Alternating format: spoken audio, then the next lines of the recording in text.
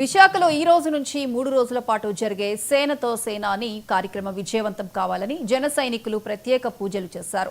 Municipal stadium ప్రాంగణంలో ఉన్న ఉమా రామలింగేశ్వర స్వామి ఆలయంలో అభిషేకం నిర్వహించి ప్రత్యేక పూజలు చేపట్టారు. జనసేన అధినేత పవన్ కళ్యాణ్ జన సైనికులతో సమీక్షించి పార్టీ బలోపేతం మీద వారికి దిశానిర్దేశం చేస్తారు. ఇక ఇదే అంశానికి సంబంధించి మరింత సమాచారం మా రీజనల్ కోఆర్డినేటర్ కిరణ్ అందిస్తారు.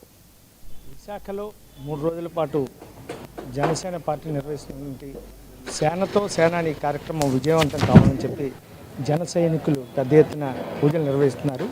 ఏదైతే విశాఖపట్నం ఇందిరాగాంధీ మున్సిపల్ స్టేడియం ఉందో దీనికి అల్లూరి ప్రాంగణం అంటూ నామకరణం చేసి ఇప్పటికే పార్టీ అధినేత డిప్యూటీ సీఎం పవన్ కళ్యాణ్ ఈరోజు ఇక్కడ సభా ప్రాంగణానికి పేరు మార్పు, మరోవైపు ఏవైతే ద్వారాలు ఎంట్రన్స్ ఉన్నాయో వీటికి మహాకవి శ్రీశ్రీ గురజాడ అప్పారావు కోటి రామ్మూర్తి ప్రాంగణం అంటూ కూడా వీటిని తీర్చిదిద్దడం జరిగింది. మరోపక్క మనం చూసుకున్నట్టయితే ఏదైతే ఈ సభా వేదిక, మరోవైపు ఈ సభ కూడా ఉత్తరాంధ్రకు ముఖద్వారమైన విశాఖలో ఈ సభను నిర్వహిస్తున్న నేపథ్యంలో పార్టీ కార్యకర్తలు ఎవరైతే ఉన్నారో వీళ్ళందరితో కూడా మమేకమవుతూ క్రియాశీలక సమావేశం నిర్వహిస్తున్న నేపథ్యంలో ఈ నెల 30న జరుగుతుంది. దీనికి సంబంధించి పార్టీ నేతలందరూ కూడా పెద్ద ఎత్తున ఏదైతే ఇందిరాగాంధీ మున్సిపల్ స్టేడియంగా ఉన్నటువంటి ఈ అల్లూరి సీతారామరాజు ప్రాంగణంలో శివాలయం అత్యంత ప్రాచీనమైనది, అత్యంత ప్రాశస్యమైనది కూడా ఉమా రామలింగేశ్వర స్వామి ఆలయంగా కొలిచేటువంటి ఈ ఆలయంలో పూజలు నిర్వహిస్తే ఖచ్చితంగా ఆ పరమేశ్వరుడు ఈ సభను విజయవంతం చేయడంతో పాటు కార్యకర్తలకు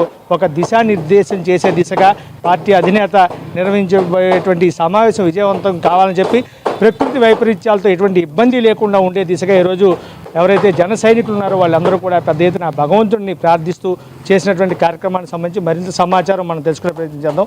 చెప్పండి అన్న, ఈరోజు మీరు చేసినటువంటి ఈ పూజ వల్ల ఎలా ఉండబోతుంది అంటారు ఫలితం? గతంలో మనం చూసుకున్నట్టయితే ఇక్కడ నుంచి సౌత్ ఎమ్మెల్యేగా వంశీకృష్ణ గెలిపోదడానికి కూడా కారణం అని చెప్పి కొంతమంది నాయకులు కూడా చెప్పడం జరిగింది. శివాలయంలో పూజలు చేయడం వల్ల ఎలా అనిపిస్తుంది అన్న? ఈ శివాలయంలో గత ఎన్నికలు అయిపోయిన తర్వాత ఓటింగ్కి ముందు రోజు ఇక్కడ పూజలు చేయడం జరిగింది. పవన్ కళ్యాణ్ గారు అఖండ మెజారిటీతో గెలవాలని, అదేవిధంగా వంశీకృష్ణ శ్రీనివాస్ గారు కూడా 50-60 వేల మెజారిటీ కావాలని, కూటమి ప్రభుత్వం ఏర్పడాలని మేము పూజలు చేశాము. ఇమ్మీడియట్గా 24 అవర్స్కి ముందే జరిగింది. అన్నీ కూడా సత్యాలు అయ్యాయి. అందుకే ఈరోజు ఏదైతే సేనతో సేనాని ప్రోగ్రాం ఉందో ఈ మహాసభ విజయవంతం కావాలని, పవన్ కళ్యాణ్ గారు అనుకున్నవన్నీ జరగాలని, మా రాష్ట్రానికి పవన్ కళ్యాణ్ గారి వల్ల అనేక అభివృద్ధి సంక్షేమ కార్యక్రమాలు జరగాలని కోరుకుంటూ ఈ పూజా కార్యక్రమాలు ఈరోజు చేయడం జరిగింది ఘనంగాన.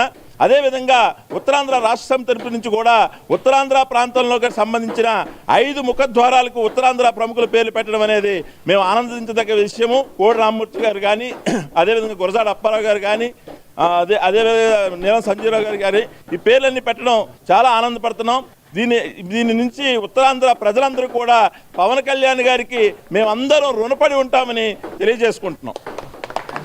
ఇది ప్రస్తుతం మనం చూస్తే అయితే ఉత్తరాంధ్ర ముఖద్వారం విశాఖలో జరిగినటువంటి ఈ సభ సేనతో సేనాని విజయవంతం కావాలని చెప్పి జన సైనికులందరూ కూడా వెహికల్తో ఎదురు చూస్తున్న పరిస్థితి. ముఖ్యంగా ఏదైతే ఇక్కడ ఉన్నటువంటి ఉమా రామలింగేశ్వర స్వామికి అభిషేకం కొద్దిసేపటి క్రితమే నిర్వహించడం కూడా జరిగింది. ఖచ్చితంగా ఈ సభా వేదిక ద్వారా రాష్ట్ర ప్రజలకు కూటమి చేసినటువంటి సంక్షేమ ఫలాలు ఏవైతే ఉన్నాయో వాటికి తోడు అదనంగా ఇంకేది చేస్తే బాగుంటుందనేది కూడా దిశానిర్దేశం, అదేవిధంగా కార్యకర్తలను ఉద్దేశించి చేసినటువంటి ఈ సభా ప్రాంగణం పూర్తి స్థాయిలో తమకు విజయాన్ని చేకూరుస్తుందని చెప్పి ఉన్నటువంటి కార్యకర్తలందరూ కూడా చెప్తున్న పరిస్థితి.